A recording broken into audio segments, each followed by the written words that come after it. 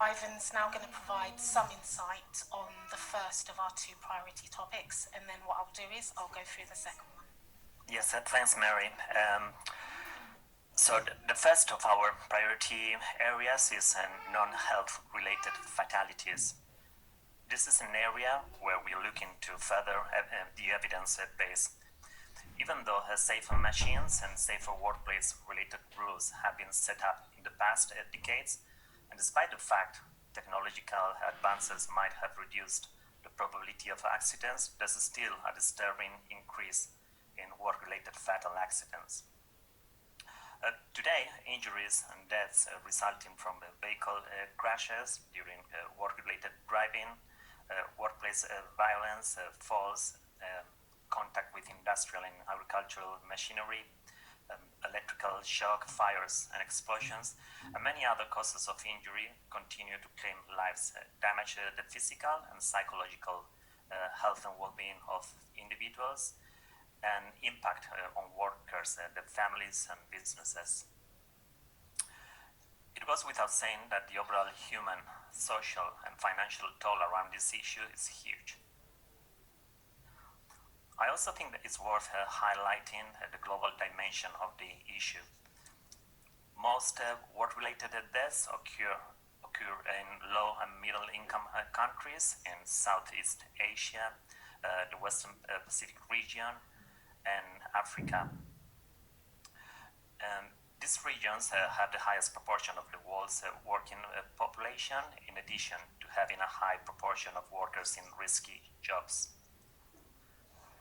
Another developing issue is the high incidence of informality, which still is the reality in many countries. And according to the International Labour Organization, 93% of the world's informal employment is in emerging and developing countries. To this respect, we know that workers in the informal sector lack decent work conditions and face major safety and health problems. This call area is aimed at the developing world, where we believe fatalities are still at too high a level. So we'd like to point your attention to these challenges and areas of interest that we see from the research perspective. Reducing non-health related fatalities in low and middle income economies, prevention of fatalities and identifying positives. So this could be at a organizational, national or international level. Increase in occupational fatalities as a result of the rise of production in rapidly industrial progressive countries, as previously mentioned, particularly in Asia and Africa. Mary will now offer us a comprehensive picture of our second priority topic, work-related musculoskeletal disorders. Thanks, Ivan. So, musculoskeletal disorder incidents are one of the major causes of sickness absence, and statistics have not shown a significant improvement for many years. Musculoskeletal conditions, or MSDs as most tend to call it, still remain as the most common cause of severe long-term pain and physical disability, and their impact on individuals, business and economies is pervasive.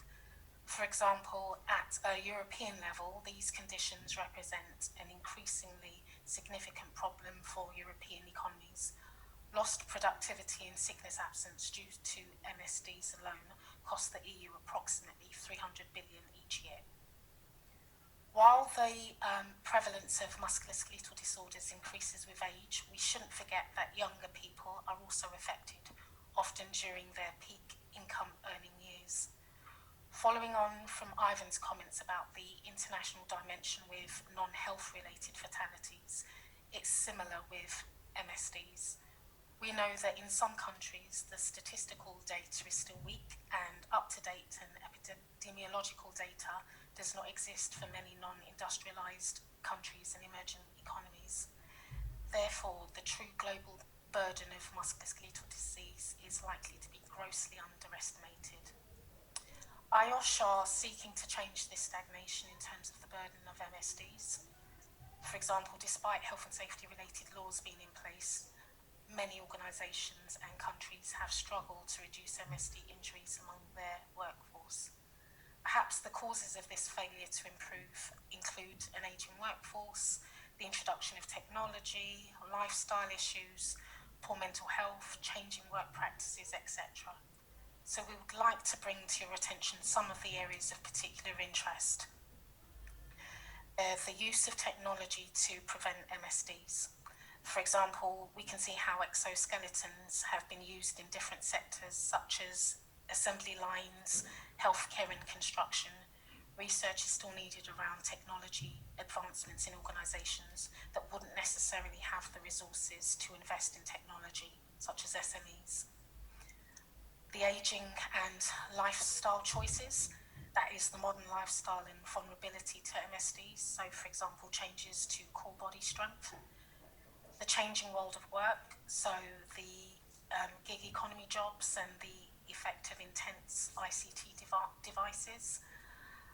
Musculoskeletal disorders and other illnesses, so workers who have more than one or several or one other issue. And preventing the growing burden in low and middle income countries.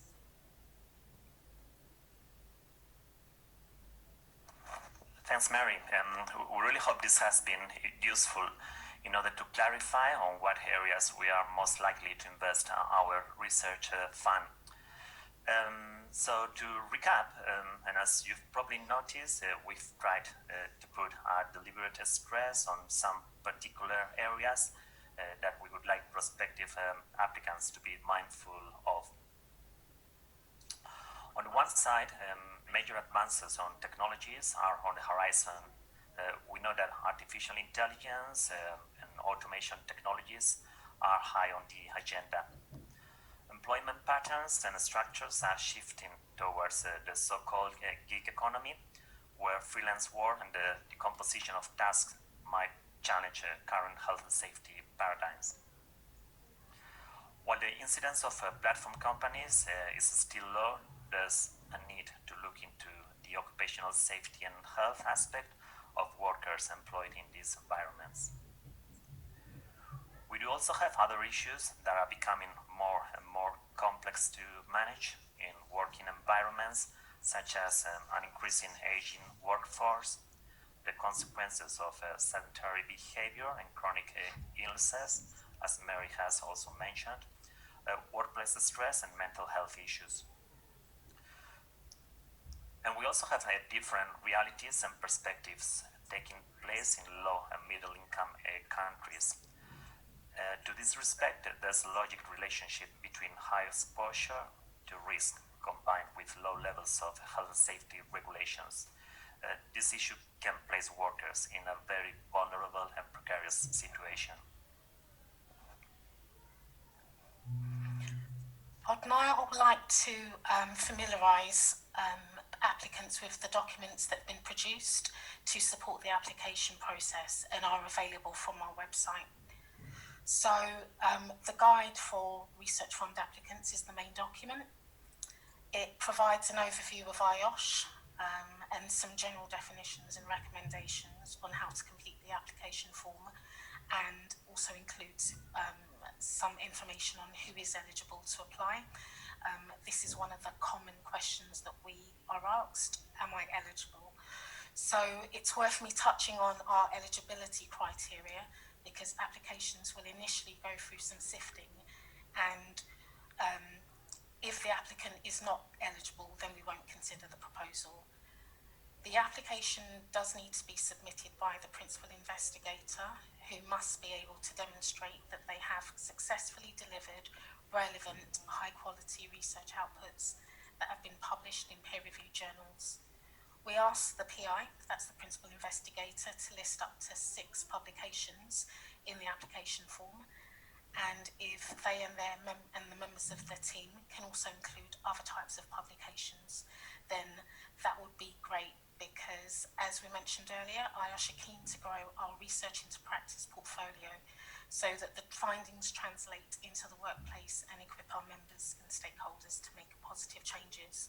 So if applicants can show that that they not only have been able to publish in journals or publications aimed at the academic community, but other types of beneficiaries, such as practitioners, then that would be very welcomed.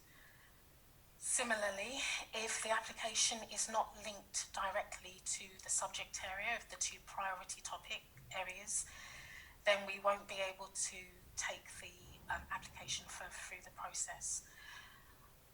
But we've included some guidance on the research proposal, but I would like to make clear that the fund is not aimed at those who are inexperienced. So the tips that we have given shouldn't be new to applicants and are just points that we would like to raise from our own experience where applications have fallen short in the past. We've also provided some further clarification on the research team and the importance of knowledge transfer and evaluation. Transferring the learnings from our research to the intended beneficiaries and evaluating the effectiveness of the project should not be an afterthought. So we've included some of our thoughts on this in the guide. You'll probably not be surprised to know that costings is a frequently asked question. We've tried to address this in the guide, so please do take a look beforehand if you're planning to send us any questions, because they might already be addressed within the guide itself. The key thing to note about your costings is that they should be justifiable and well thought through. Also know that if you are from a research organisation that's based outside of the UK, we do pay project costs in other currencies other than pound sterling. So you should submit the cost in your application in British pounds, but perhaps in brackets include the other currency and the equivalent value once it's been converted. The details that you'll need to follow are in the guide. Lastly, we've included a brief on the detail that needs to be provided for the project's programme of work and some further general comments on the application process. So I'd like to emphasise, if you can refer to the frequently asked questions on the last page of the application form and the full guide for supporting information in general. If that can't help you, then do feel free to email us if your query hasn't been addressed from these. So I'll go through the research bid flowchart that summarises how the application process will progress.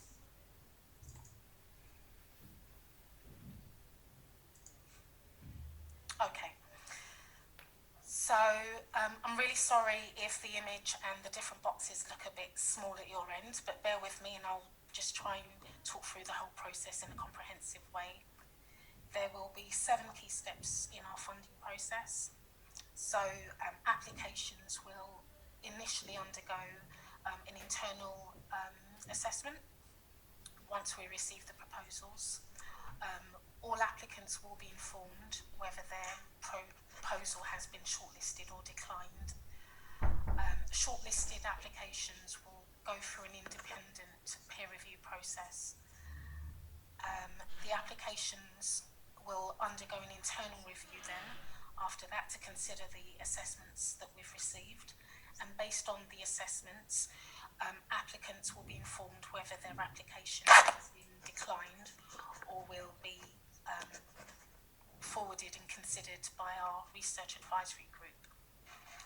The research advisory group members will meet to discuss and advise on what applications should be funded. So recommendations to support applications are made internally before decisions that are final are made. Recommended applications are considered and may be approved by our business management group, the Finance and Investment Committee and the Board of Trustees, and it all depends on the amount that's been requested. Finally, applicants are notified of our decision. Those that are successful will be informed by email, and following approval they'll be issued with our standard contract.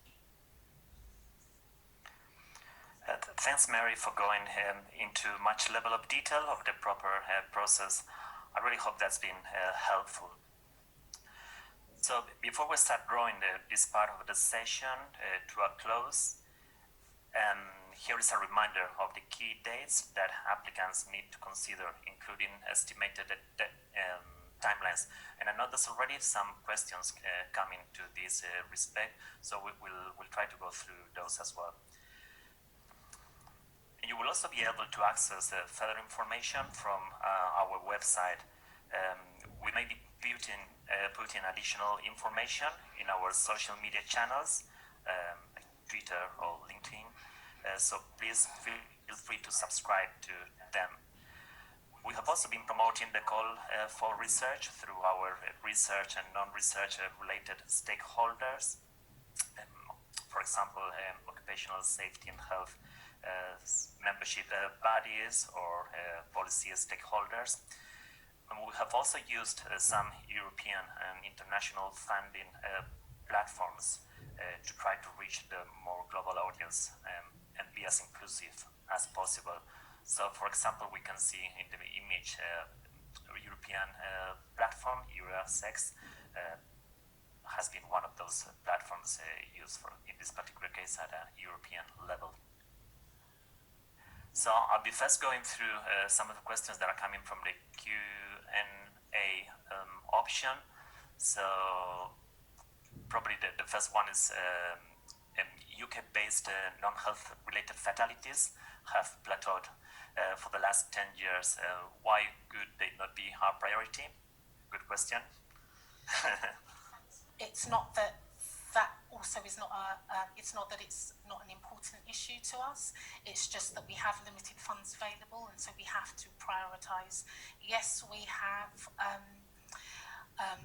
funds available, but we are also an international funding body. So in the last, I would say, most of the past years have been focused on UK or even European issues, and we're keen basically to be more inclusive and demonstrate that we are an international funding body. We recognise that there are serious issues outside of these regions, and therefore this particular call is going to be focusing on the regions that we've mentioned. Thanks, Mary. Moving forward to the next question, are there any indicative timelines for the various milestones for reviewing applications? I know we've kind of like touched this in one of these slides, but maybe you can provide like further level of detail. So it's key just to emphasise that these are indicative. They may be subject to change, but what our schedule is to be reviewing applications internally towards the end of November. And so at this stage, at the end of November, beginning of December, we'll be in a position to be informing applicants whether their application has been declined or whether it's going to be moving forward in the decision-making process. The other milestone in terms of reviewing applications will be the peer review process, which is likely to take place mid-December to January, most of January. Following that, we will be looking at the assessments that comes through from the peer reviewers internally. Some may be filtered out at that stage. Thereafter, applications will also be reviewed by our Research Advisory Committee in February and March. So actual decisions will be taking place after this period, and it will be depending on the amount, who it goes to, as Ivan mentioned. So relatively smaller amounts will be decided by our business management group. More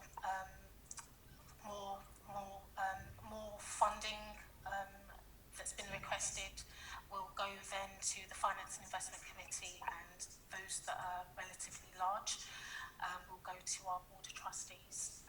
Okay, thanks, Mary. Let's move forward to the next question. will IOS accept a letter of support for applications? And I can imagine this is coming from, let's say, like industrial partners. Yes, definitely. We will accept letters of support for applications. So if you have got a letter of support, please include it with your application. If anything, it's going to strengthen your proposal to show that you have got organisations that are available and willing to support and contribute. So please do. There's another question in relation to costings. What do you mean by in-kind contributions? For example, could this be indirect cost from collaboration universities? Yes, it could be indirect costs, but it may even be costs that other organisations other than universities wish to contribute. So, for example, it could be facilities, it could be equipment, it could be a whole host of other types of costs that you're not expecting IOSH to be funding directly. There's a really good question here in relation to outputs from the research, like intellectual property. What's IOSH's position on intellectual property? Would IOSH own the IP of any deliverables? Yes, that's our general position, particularly if we are the sole funders. So we would own the intellectual property, but we would freely and encourage our partners to share and disseminate the findings from the research. But in terms of ownership of IP, that would stay with IOSH.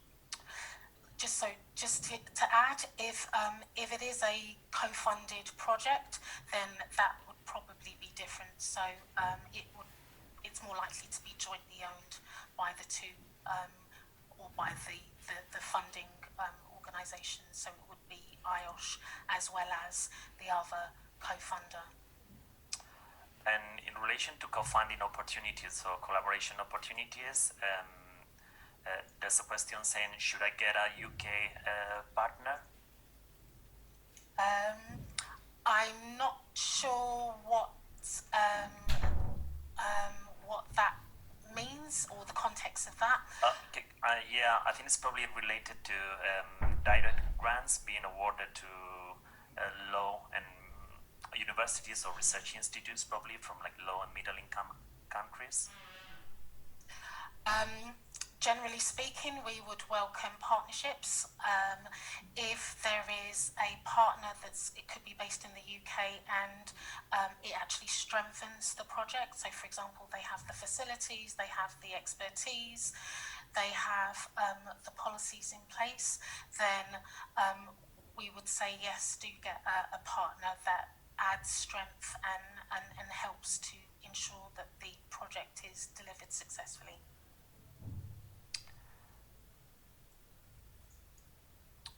I think there's another question. Do you anticipate conversations with applicants through the review process, for example, to clarify or ask for further info?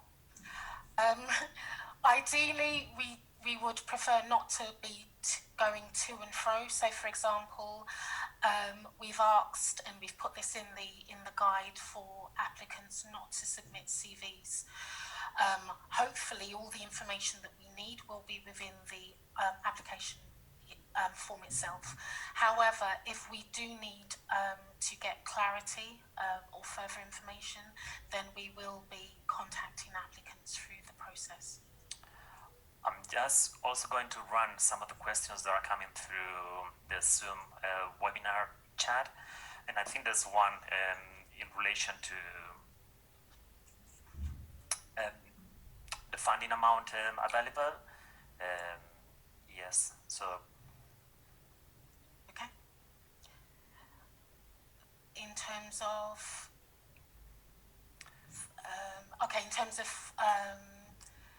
the funding amounts available, yes. If it's within 50 to 150k.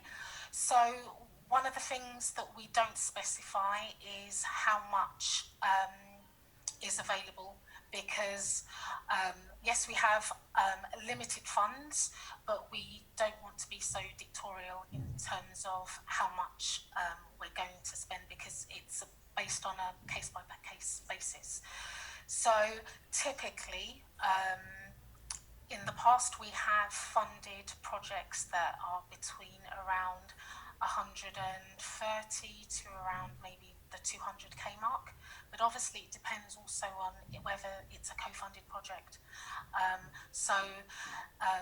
How much we would be able to support and that's available depends on the merits of the project and whether we feel whether the scope of the project is in line with the proportion of the costs, and whether it's something that IOSH really does feel to invest in. So it's all considered on a case-by-case basis. A strong proposal will be more favoured, obviously, and if the cost is commensurable with the outputs, and if it's a good quality project, then we will consider it.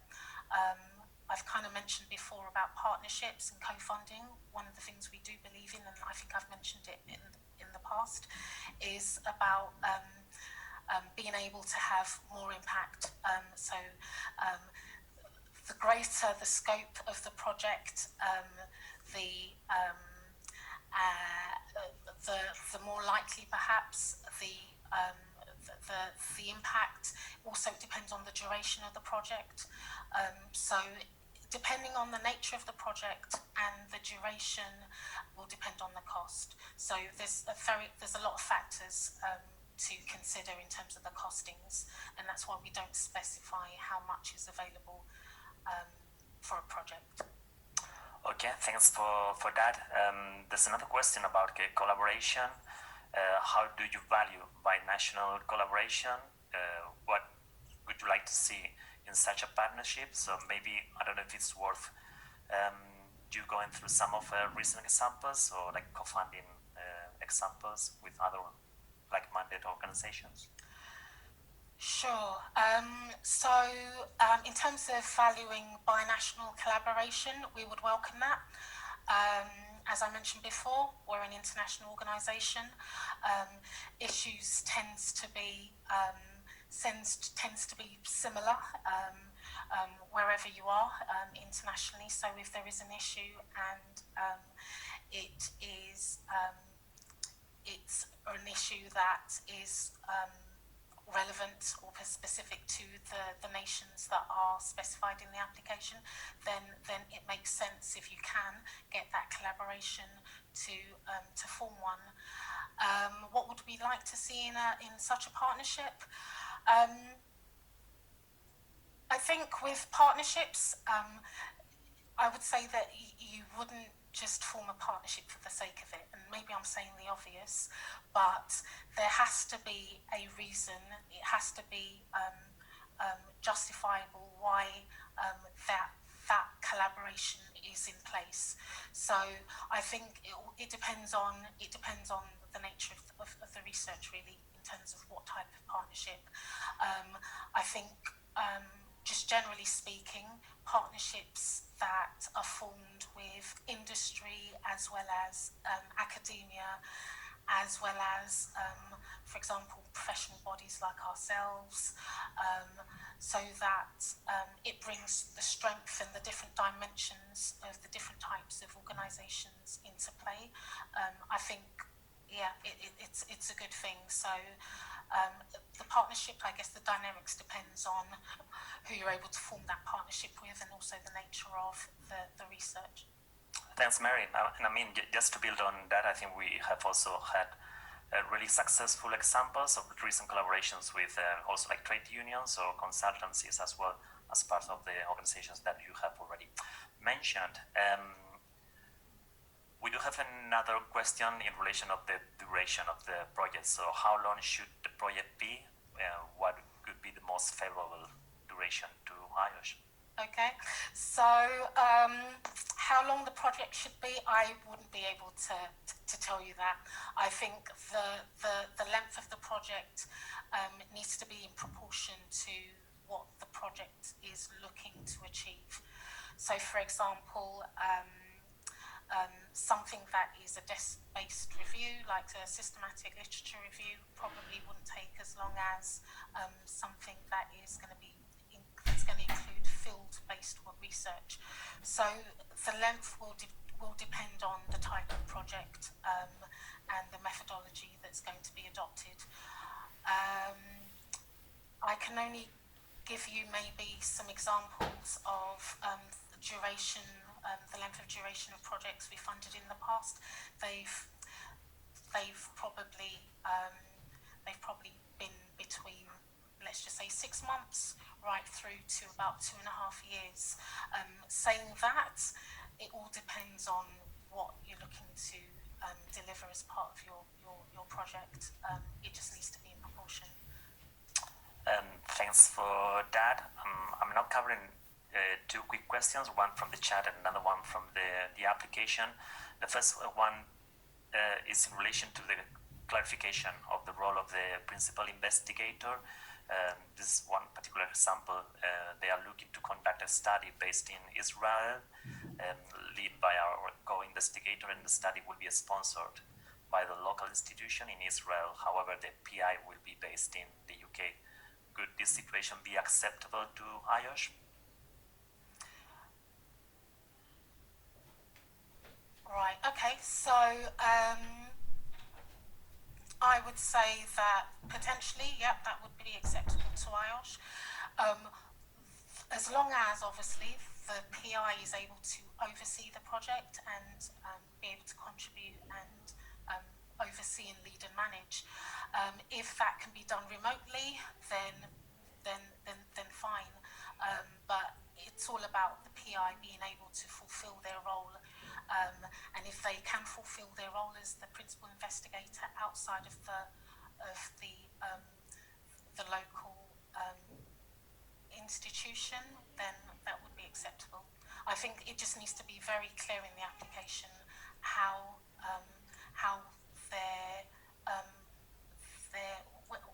their locality won't compromise the quality of the project. Thank you. I think there's another question that we've probably already addressed, that is the funding also available for other IOSH members who are not UK based but have research proposals. Okay, so just to make clear that this is aimed at our research fund is aimed at the research and academic community. So if you happen to be an IOSH member, then great, but it's not inclusive. It's not exclusive just to IOSH members. You can be a member. You can also be a non-member. You can be based in the UK. You can also be based outside of the UK. Yeah, I don't know if someone else wants to do like a live question, so I think there's an option to raise the hand and do that question as well. So I'm quite happy to provide that option, and if not, we'll address another question. So how long should the research plan be? There is no word count attached to this, to the form. Okay, so if we haven't included a word count, then take it as you are not bound by a fixed word count. But by that, I'm not encouraging an unreasonable length of pages. So don't feel that if there is no word count, don't feel that don't feel so limited. We've only put word counts where we felt that we need to. We do have a question coming from Colin. Hi, Colin. What is needed in terms of supporting docs? What level of detail is required? So in terms of supporting documents, certainly if you're looking to partner or include as part of the research other organisations, then please do submit with your application confirmation letters on letter-headed documents. Other than that, we wouldn't encourage additional types of supporting information just because we want it to be as much a level playing field as possible. Thank you. We do have another question about when to start the project. This is coming from Surienti. Thanks for joining, Surienti. When should we expect to start the project? That's a very good question. I guess you'd start the project once a decision has been made, once the contracts have been signed. I would say basically give a guesstimate in terms of the dates in your application. We won't hold you to it if, for example, a decision has been made after that date. We can always start the project after the time that you've indicated if necessary.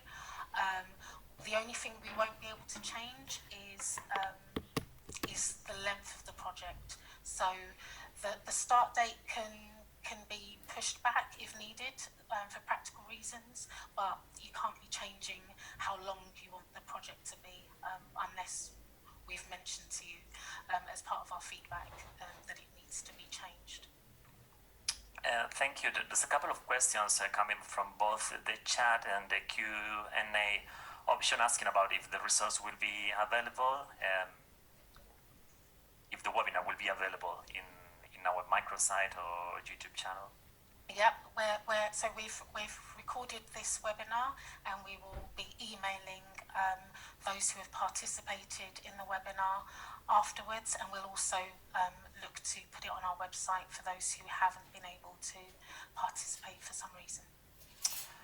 There's another question saying that in the past the research fund was used to train members of IOSH for mentoring using the Open University. This is okay, so this question that's come in, to my understanding, it's not the research fund that's been used to train members of IOSH for mentoring through the Open University. It may be perhaps a different initiative or fund, but it's not specifically the research fund that's been used for that purpose.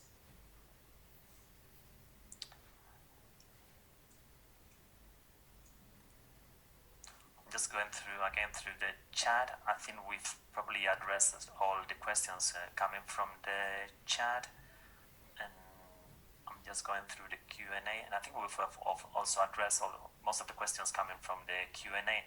Again, if someone wants to do like a live question, please feel free to do it. Okay, I think we'll wait for a few more seconds. If nothing comes in, then I'm going to hand over to Dimple. Yeah, there's like a last coming question. How many projects is IOSH looking to fund? Good question. Yes, that is a good question. One of the things that I would say is that we don't fund, we don't have a quota in terms of how many projects we're going to fund. It really is based on the quality that comes through, and then also the funds that we have available. We probably anticipate to fund in a year around 500k. So that will be 500k from IOSH, but we don't have a number beforehand. We really do take it on a case-by-case basis as we go through the process. Thank you. Thanks for that. So I think we'll hand over to Dimple at the moment. Wonderful. Thank you very much, Ivan and Mary. I think that's been really, really useful to all our participants today. So thank you very much to everyone that's attended. And again, just a thank you to your time, Mary and Ivan, for today's presentation. If you do have any further questions, there are opportunities to actually email us. And the email is Ivan. Yes, our funding at IOSH.com, as we can now see from the slides. Yeah, perfect. So please do send through questions or feedback through to this email. So saying that, we really hope that this was a useful exercise for you all. And I'm sure Ivan and Mary look forward to receiving your applications for funding as well. So thank you for that, and we are going to end the meeting here. Thank you. Thank you.